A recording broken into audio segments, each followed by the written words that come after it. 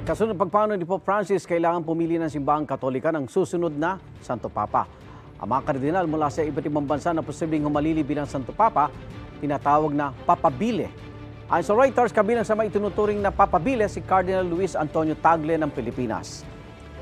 Naging kardinal si Tagle noong 2012 at kinilala siya ng ilan bilang Asian Francis dahil sa pareho nilang pananaw sa social justice. Bukod kay Tagle, may 8 pang ibang pari na itinuturing papabili o posibleng susunod na maging Santo Papa mula sa iba't ibang bansa.